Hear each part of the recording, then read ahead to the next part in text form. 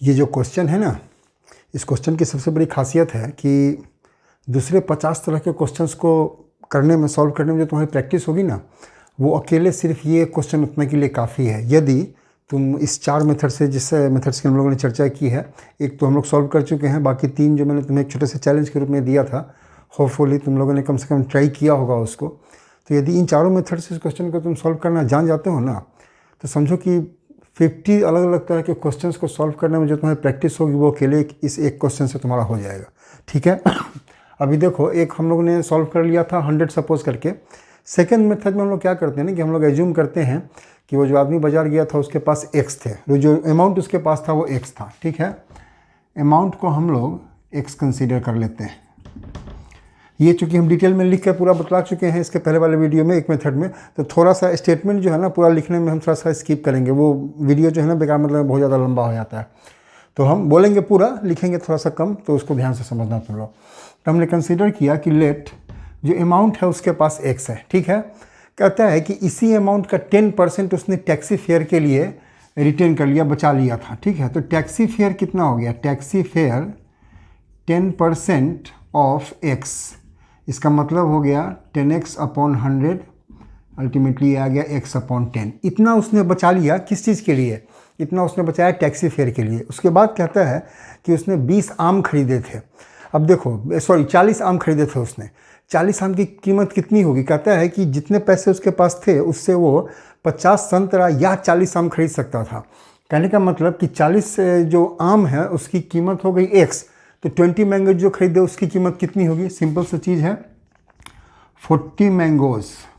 ठीक है ना, इसकी प्राइस है x, ये क्वेश्चन में दिया हुआ है।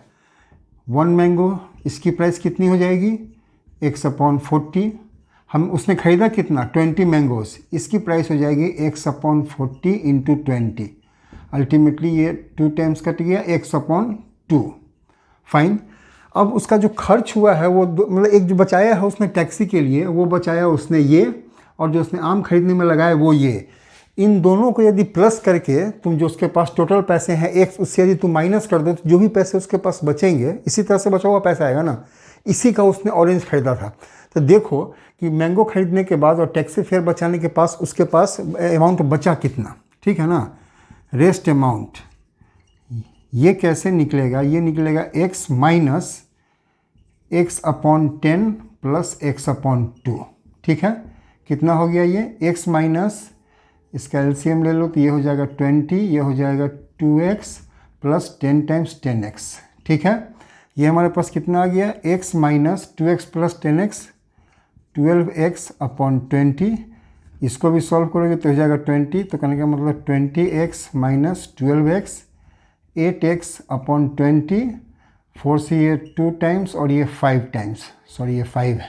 ठीक है, 8 नहीं 5 है, ये आ गया 2x अपॉन 5। ठीक है, यही अमाउंट उसके पास बच गया और इसी का उसने संतरा खरीदा था, जो ऑरेंजेज है सो। अब देखना ये है कि इतने में कितने ऑरेंजेज आएंगे। क्वेश्चन में ही दिया हुआ है कि जो उसके पास अमाउंट था उसका वो 50 ऑरेंजेस खरीद सकता था, 50 संतरा खरीद सकता था। कितना अमाउंट था उसके पास? हमने x माना है, तो x में 50 खरीद सकता था, इतने में कितने खरीदेगा? नॉर्मल यूनिटी मेथड का क्वेश्चन है कि x में वो 50 ऑरेंजेस खरीद सकता था। 1 में कितना खरीदेगा? 50 अपॉन x, और जो पैसे उसके पास बचे थे 2x अपॉन 5, इतने में कितना खरीदेगा? तो 50 upon x into 2x upon 5। ये x से x कट गया, 5 से ये 10 टाइम्स कट गया, हमारे पास बच गया 10 इंटू 2 20 ऑरेंजेस। ठीक है ना, देखो वही आंसर आया जो इसके पहले हम लोग निकाल चुके हैं। मेथड अलग होने से आंसर नहीं बदलेगा, आंसर जो है वही रहेगा। तो 20 ऑरेंजेस इसके पास आ गए। तो ये हम लोगों ने मान लिया था, पहले में 100 रुपीज़ माना, सेकंड में हमने माना कि उसके पास अमाउंट x थे। 2 मेथड और बचा हुआ है। हम लोग इसमें क्या करेंगे ना कि जो ऑरेंज है उसकी प्राइस हम लोग एज्यूम करते हैं। ठीक है, देखो ये कैसे होगा। एक बार हम लोग x एज्यूम करेंगे और दूसरे में कुछ रुपीज़ टर्म्स में उसको एज्यूम करेंगे। अभी हम लोग x में देखते हैं। Let the 1 orange price is equal to x।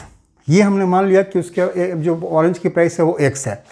कहने का मतलब कि एक ऑरेंज की प्राइस इतनी है तो वो 50 ऑरेंज खरीद सकता था। 50 ऑरेंज प्राइस कितना हो जाएगा 50x, ठीक है।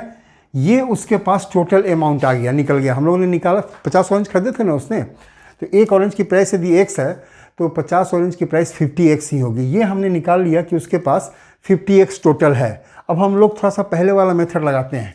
यदि ये है तो टैक्सी फेयर के लिए उसने कितना रखा, टैक्सी फेयर के लिए 10% ऑफ 50x, यही हो जाएगा, ठीक है ना। जो टोटल अमाउंट थे उसी का 10% उसने टैक्सी फेयर के लिए रिटर्न किया था। 10% ऑफ 50x, ये हो गया 5x। उसके बाद कहता है कि उसने 20 ऑरेंजेस खरीदे थे, 20 मैंगोज़ खरीदे थे। अब 20 मैंगोज़ की प्राइस कितनी होगी, यहाँ पर बस एक चीज़ समझने वाली है कि जो टोटल अमाउंट उसके पास है इतने में वो 40 ऑरेंजेस 40 आम खरीद सकता था, तो 20 आम कितने में खरीदा होगा। कहने का मतलब कि वो 40 मैंगोज़ खरीदने के लिए उसको 50x इतने रुपए में वो खरीद सकता था। 1 मैंगो कितने में खरीदेगा, 50/40x, और उसने खरीदे 20 मैंगोज़, ये कितने में खरीदेगा, 50x/40 × 20। ये 20 से ये 2 टाइम्स और ये 2 से ये 25, ये हमारे पास आ गया 25x, ठीक है। यहाँ ये 25x उसने आम खरीदने में लगा दिए और 5x उसने रख लिया टैक्सी के किराए के लिए। इसके बाद जो पैसे उसके पास बचे उसी का उसने संतरा खरीदा था। उसके पास पैसे कितने बचे, लेफ्ट अमाउंट ये कितना हो जाएगा, टोटल थे उसके पास 50x, इसमें से हम माइनस कर देंगे 5x + 25x, यही दोनों उसने खर्च किए थे। कितना हो गया, 50x - 25 + 5 30x, ये हमारे पास आ गया 20x। फाइन, इसी 20x का अब वो संतरा खरीदेगा। अब तुम बताओ कि 20x में वो कितना संतरा खरीद सकता है, जबकि तुमने एज्यूम कर रखा है कि एक संतरे की जो प्राइस है वो x है, ठीक है। कहने का मतलब कि x में वो एक संतरा खरीद रहा है, 20x में वो खरीदेगा 1/x × 20x, ठीक है ना। नॉर्मल यूनिटी मेथड है, एक लाइन हम मिस कर रहे हैं। x में वो 1 ऑरेंज खरीद रहा है तो 1 में खरीदेगा 1/x, 20x में खरीदेगा × 20x, x से x कट गया, हमारे पास सिर्फ 20 बचा, यही 20 ऑरेंजेस वो खरीदेगा। तो ये दूसरा मेथड हो गया। तीसरा मेथड इससे भी ज़्यादा सिंपल है। उसमें हम लोग ऑरेंज की प्राइस जो है ना सो रुपीज़ टर्म्स में कंसिडर करते हैं। मान लो 1 रुपया, ठीक है ना, कटना नहीं चाहिए इधर से, हम थोड़ा सा शॉर्ट में ही लिख रहे हैं। Let the 1 orange price = 2 rupees 1, ठीक है ना। एक ऑरेंज की प्राइस 1 रुपया थोड़ा कम लग रहा है, हम लोग इसको थोड़ा सा बढ़ा देते हैं, 10 रुपीज़ कर दो, ठीक है ना। 5 भी कर सकते हो, 20 भी कर सकते हो, आंसर तुम्हारा वही आएगा, ठीक है ना। जब एज्यूम करना है थोड़ा सा प्रैक्टिकल एज्यूम करते हैं। तो मान लिया कि एक ऑरेंज की प्राइस ₹10 है। अब इस क्या कहता है कि 50 और ये ₹10 है, तो एक ऑरेंज की प्राइस हमने ₹10 मानी, तो उसने ख़रीदा था कितना, 50 ऑरेंजेज उसने ख़रीदे थे। तो 50 ऑरेंजेस की जो प्राइस है वो हो जाएगी ₹500। फाइन, इस 500 में यही अमाउंट उसके पास टोटल हुआ। इस 500 में वो 40 आम भी खरीद सकता था, ध्यान दो। तो कहने का मतलब कि 40 मैंगोज़, ठीक है ना, इसकी प्राइस भी यही हो गई ₹500। क्वेश्चन में दिया भी हुआ है कि जितना पैसा उसके पास था उसमें या तो वो 50 ऑरेंज खरीद सकता था या 40 मैंगोज़ खरीद सकता था। हमने भी वही लिखा है, कुछ अलग बात नहीं लिखी हमने इसको।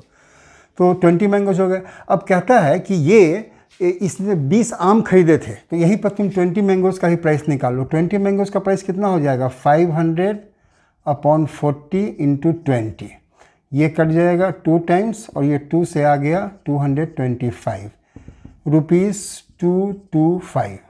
ये उसने आम खरीदे। और एक चीज़ वो पहले कर चुका है कि 10% बचा चुका है टैक्सी फेयर के लिए। टैक्सी फेयर के लिए उसने बचाया 10%। 10% ऑफ कितने का 10%, यही जो टोटल अमाउंट उसके पास है उसी का 10% ऑफ 500, ये हो गया ₹50, ठीक है ना। तो ये ₹50 इसने बचाया और 225 यहाँ इसने किस चीज़ में दिया, ये सही है ना, 2 टाइम्स 2 फिर 2 नहीं, ये 225 नहीं होगा, ये 250 होगा, ये गलत हो रहा है यहाँ पर। वही हमने यहाँ कहा कि ये दोनों ऐड करने के बाद थोड़ा सा उल्टा आंसर आ जाएगा। ये हो जाएगा 250, यहाँ भी हो जाएगा ये 250, ठीक है।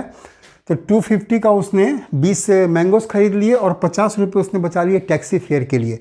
अब इतना होने के बाद उसके पास पैसे कितने बचे? लेफ्ट अमाउंट ये हो गया 500 में से इन दोनों को माइनस कर देना है। तो 250 प्लस 50 कितने हो गए? 300। बच गए रुपीज़ उसके पास ₹200। इसी ₹200 का उसने संतरा खरीदा होगा। अब इसमें ₹200 में कितने संतरे आएंगे? तो देखो हमने माना है कि एक जो संतरा है ना उसकी प्राइस है ₹10।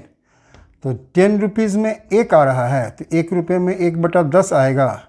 200 में कितना हो जाएगा? 1/10 गुने 200। यहाँ से 0 कट गया, अल्टीमेट मेरे पास 20 बच गया। ठीक है ना? यहाँ भी 20, यहाँ भी 20, यहाँ भी 20 सॉरी। तो ये 4 मेथड से हम लोगों ने इसको बनाया। तुम एक बार फिर से हम तुमको कह रहे हैं कि जो भी मेथड है उसको तुम देख लो। 3 मेथड यहाँ है, 1 मेथड पहले। इन सबों को तुम ऐसे इसके बाद सॉल्व करो ना कि तुमको इस वीडियो को देखने की चाहे बाद में किसी और की हेल्प की जरूरत नहीं पड़े। जिस दिन तुमने इस चारों प्रोसेस से इस क्वेश्चन को सॉल्व कर लिया, समझो कि तुमने 50 अलग अलग तरह के क्वेश्चंस को सॉल्व कर लिया। ठीक है ना? प्रैक्टिस जरूर करना है इसका।